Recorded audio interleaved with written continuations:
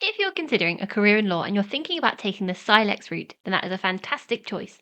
And in this video, I'm going to guide you through how to choose the correct CILEX course for you. So, without much further ado, let's get started.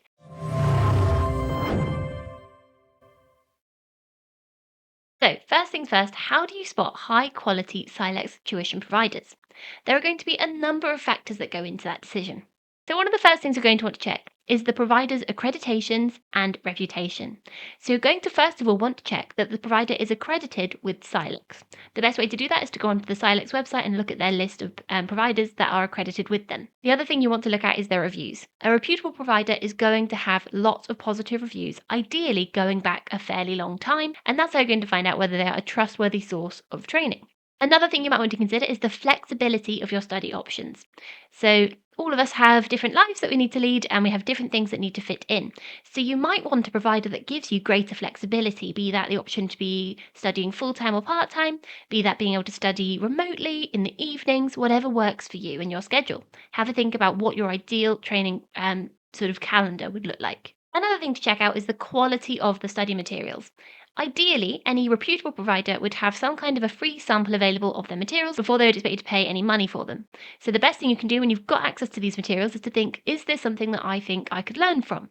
Are there, for example, high quality videos? Is the study text they're using appropriate? Are there interactive resources? Because that can make a really big impact in your learning. Another thing to consider is tutoring and support. For me, this is one of the most valuable things possible.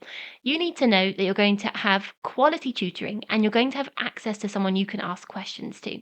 Ideally, some sort of a one-to-one support or a group scenario is really ideal here. And of course, there's the issue of cost and value for money. Make sure you're comparing across providers to see what gives you the best value while also giving you high quality. Another really key factor you're going to want to consider is how you want to learn. Do you want classroom based learning? Do you want live learning? Do you want it to be blended learning or fully online? These are all the different options that are available to you, and really it'll depend what best suits you. For example, a classroom based course can be ideal if you're someone who responds really well to connection with others and being able to ask lots of questions. You might find it quite engaging. On the other hand, it's going to likely be operating on a fixed timetable, which might not work for you. You might want a more on demand course that will fit really well around your schedule and that you'll be able to access whenever.